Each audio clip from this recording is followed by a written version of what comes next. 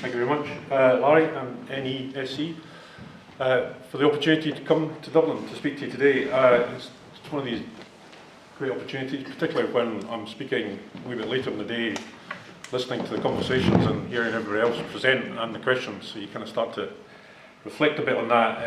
And actually I want to weave some of that into my presentation, so I'm probably just going to cut some of the stuff out that I was going to say, if that's okay, because I think it's possibly a lot of the things that we've been thinking about in Scotland in terms of the role of the circular economy, or the obviously opportunities around the circular economy are very present here in Ireland, and as well as a lot of the discussions and a lot of the issues to some extent that we've talked about this morning as a group are things that we talk about still in Scotland. So it's very much a good comparison, and it's something that we would encourage to continue to share, not just with myself but other colleagues in Scotland, with you in terms of your journey. And this is very much about what my presentation is about, just to give you some reflections from our journey in Scotland on the circular economy.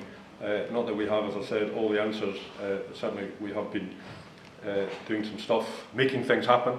I think that's been talked about before, getting out there and actually trying and experimenting and piloting things, but as well as constructing some of the regional frameworks that Jacqueline was talking about as well, and others have talked about, to ensure that we do optimise those opportunities.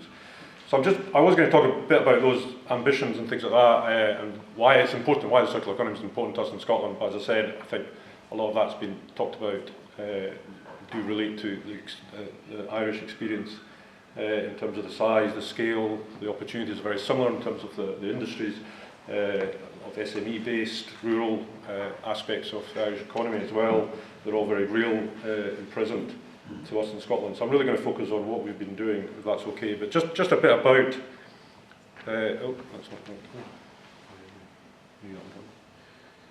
who we are. Zero Waste Scotland is the Scottish Government's funded delivery body, so we are fully funded by the Scottish Government. We cover 4 areas. We are very much about trying to improve the recycling performance, particularly in the local government, local authorities, but we work with the private sector and the third sector as well about recycling. We encourage resource efficiency. We work with all businesses on our integrated resource efficiency programme, both on waste reduction and recycling, but also on energy and water advice. It's quite extensive across all of Scotland, primarily focused on SMEs, but we do work with the public sector as well. And we also have a remit for reducing litter and fly tipping. But I'm actually obviously going to focus a lot on the circular economy aspect of our work. I know that I think there's colleagues in your Green Business programme in Ireland have been making having liaisons with my team in Scotland around the encouraging resource efficiency aspect of our work, which again shows great collaboration, and we're obviously keen to share. So I've talked a bit about why it's important to us in Scotland. Very similar, beautiful country like Ireland is, as I said, the scale, the opportunities are real. We have to make a lot more of the, I guess, resources that we have in our country. That's very important to us. Small nation, need to be more economic and environmentally resilient, I guess, not just the geopolitical thing, but the aspects of climate change, resource depletion. All of these things are as important to us as they are to you. Obviously, in terms of the natural flow of resources, our rivers, our hills, our glens, very important to us, particularly in terms of our economy, both in tourism, but things like whisky, fishing, etc. Another aspect to our work, though, is that there's an economic imperative. We're doing very well in recycling. I'm sure you're doing very well here in Ireland as well. But all the materials that we collect for recycling, the majority of them, over 70% of them actually get exported out of Scotland for reprocessing somewhere else in the UK, in Europe or further afield. So our analysis of that is, for every job that we have in the collection of materials for recycling, there's a further 8 jobs further upstream in the reprocessing and remanufacturing and resale of those, or redeployment of these resources back into the economy.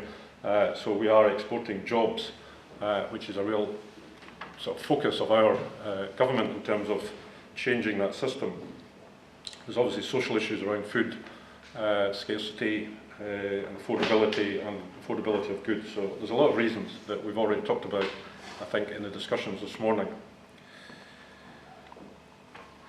We've kind of moved from this idea of a resource grid, so that was the whole idea, it's moving waste, stop talking about it as waste, talking about resource. The whole aspect of our infrastructure in Scotland is trying to provide this idea of a common approach to recycling. So as Raymond said, we're working with all the authorities on a kind of common standard of recycling collection, so following on the back of the recycling regulations that we have in Scotland, where key materials now have to be separated out for collection, which includes food waste, both from businesses, all businesses in Scotland, but also from householders in Scotland. Is trying to bring a common approach to that, both in terms of the infrastructure that's available to householders, the colour of the bins, and how those materials are sorted, processed, and onward sale, I guess, of them through a kind of aggregation brokerage system.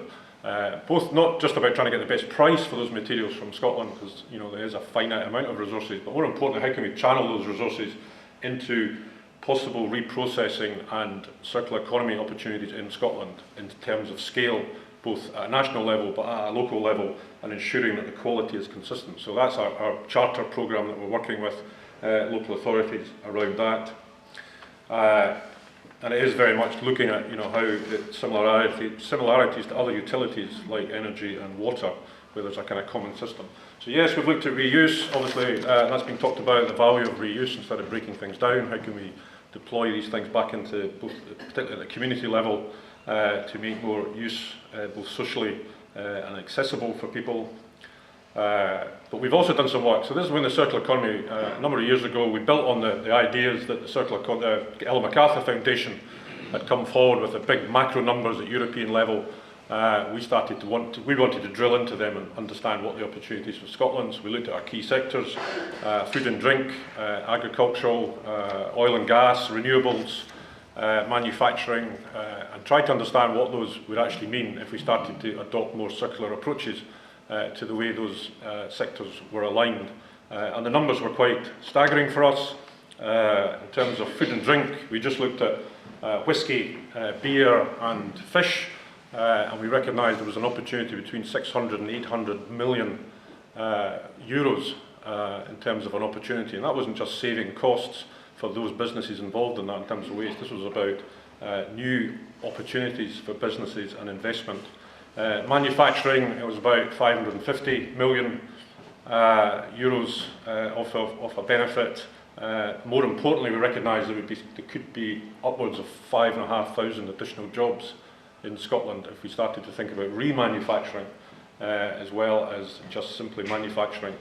So that was all very good. Oil and gas industry, obviously there's a lot of decommissioning we've got going in the North Sea off the north east of Scotland. The majority of that does actually get recycled, believe it or not, the subsea and topside infrastructure. But we did some work with the decommissioning agencies out there to look at reuse of some of these parts, and there's a 15-fold increase in terms of value if you start to reuse some of that equipment and repurpose it rather than simply just recycle it at the quayside. So these are big numbers. That changed. That was a game changer for us in Scotland. These numbers started to get more traction, not just in the environment part of government, but across the enterprise agencies, the economic parts of government, and people were really interested. Instead of just, with every respect, collecting all of those materials separately and shipping them through our economy, but ultimately out of our economy, and getting some value from them on the kind of global stock price market, we could actually do something far more interesting and savvy with them in Scotland. So that was the real driver for the circular economy in Scotland. It got everybody's attention. The other thing we did is a sort of parallel thing. We looked at the climate change impacts of moving to a circular economy.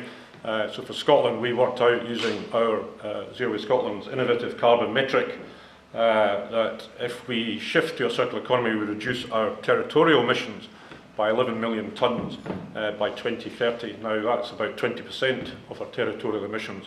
But more importantly, if we actually count consumptive emissions, it's 5 times that. So it's not just about what happens in Scotland. Scotland moving to a circular economy and doing a lot more manufacturing and reuse and repair in Scotland has a significant benefit to the rest of the world. So we came up with a strategy, or rather the Scottish Government came up with a strategy, launched last year, February last year, Making Things Last. Interesting, I've got time to tell you why the guy's wearing a kilt, not just because we like people wearing kilts in Scotland. The kilt itself is a very good symbol of the circular economy. For those of you who have kilts, it's certainly made to last. It's very durable. You usually get one in your life and it lasts the whole way through your life. But a lot of people don't actually buy kilts, they actually do lease them and they hire them, and they hire them for their parties. But more importantly, the kilt is actually designed to all intents and purposes to be remanufactured. For those of you who have one, you'll know that once you get on later in life and you get slightly larger around the middle, the kilt, the pleats in the back can be unlocked, so to speak. So it's designed very much with the circular economy in mind. So it's a great symbol. So maybe that's why we really were attracted to the circular economy. It was in our thriftiness as a nation, in the way that we decide things. But anyway, with making these last, with the Scottish Government strategy, came out last year, really would recommend it as a read. It does set out the ambition, it talks about all of the loops that we've talked about in terms of the diagrams earlier.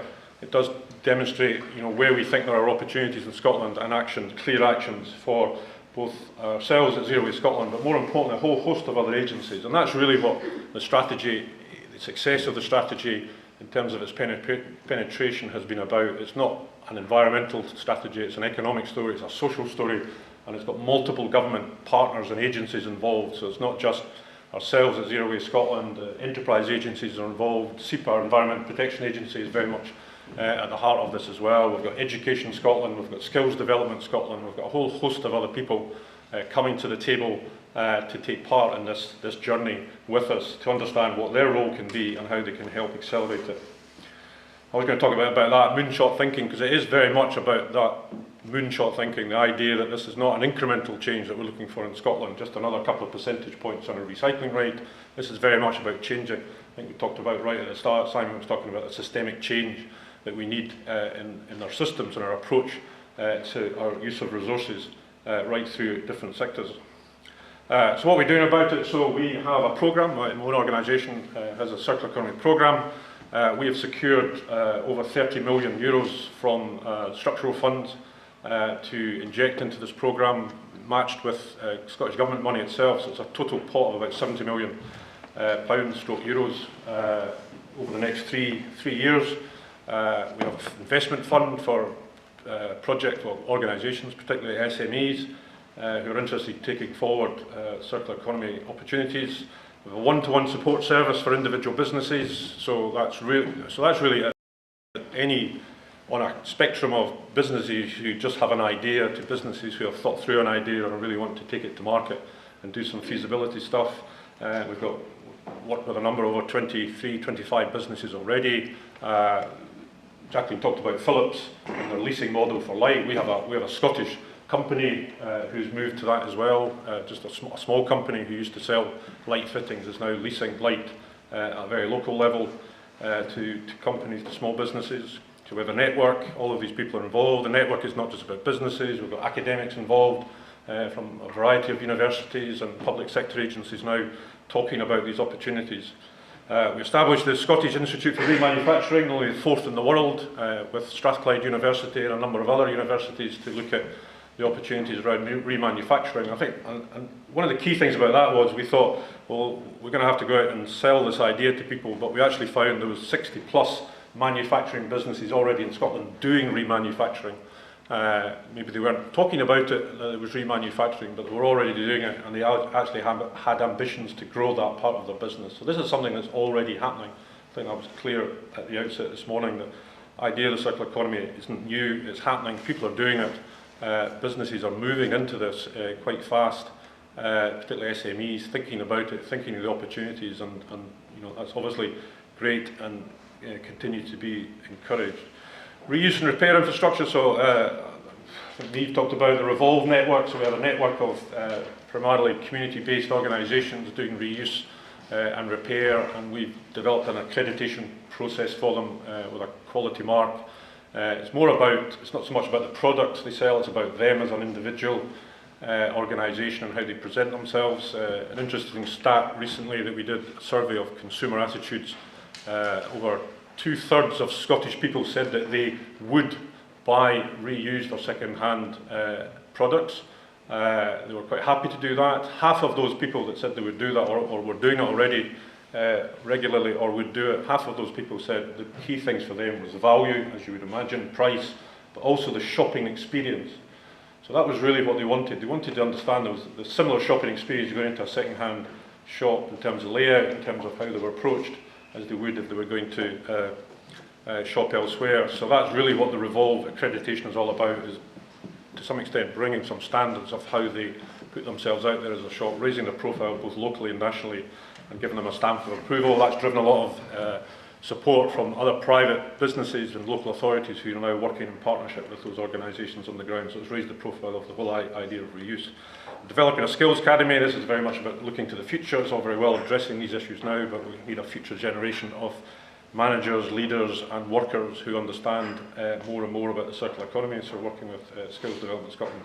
And cities and regional schemes, so I'll just briefly finish on that. I think this is a project we did with Glasgow City, very much supported by colleagues in Amsterdam, believe it or not. This was very much looking at the model that Jacqueline's talked about, and that was one of the interesting things we talked about earlier today, this idea about sector approach versus regional or local approach.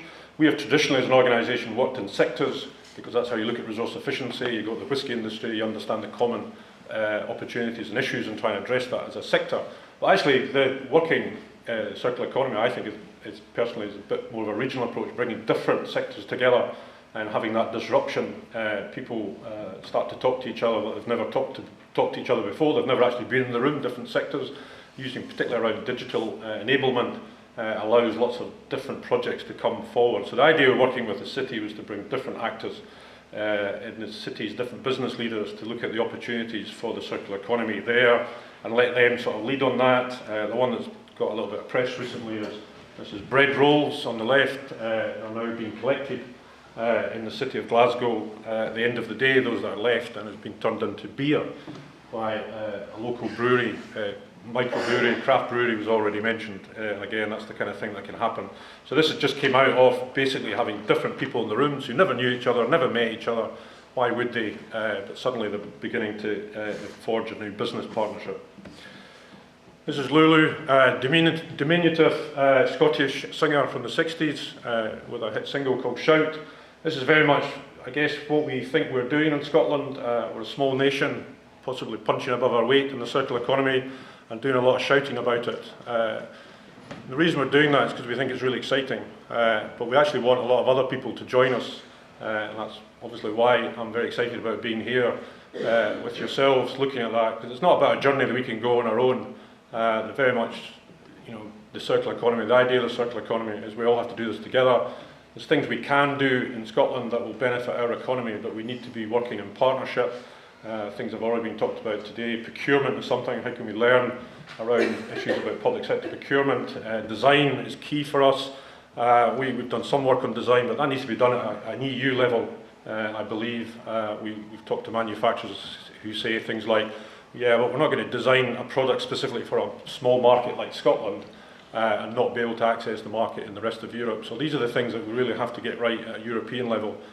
So manufacturers will start to think the market is big enough for them to make those changes, and it's more of a level playing field. So there's a lot of things, finance as well. Jacqueline talked about that. How do you actually set up the finance infrastructure to fund them? It's interesting. Two people have talked about mud jeans, and I could have worn my pair if I'd known they were going to come up. But one of the interesting things talking to Bert from Mud Jeans was actually trying to secure finance for a leasing model. You know, banks that, well, how do you get your money back? You know, when he actually doesn't really get any money back until the last month of a contract. So how does, you know, a high street bank sort of start to think about the products that he puts out, they put out in the marketplace to support the kind of leasing model if that's where people want to go. So these are things I think we all need to do together, and it is that collaborative approach. So yes, we will shout about it, and to some extent we'll get some recognition, and we're very pleased about that, or certainly our ministers are very pleased about that we get some recognition for the work that's happening in Scotland. But we want us all to be shouting about this. We'd like you in Ireland to just shout as loudly about the circular economy as we are, and get those voices heard and join with everybody else in Europe in the journey that we're on. Thank you.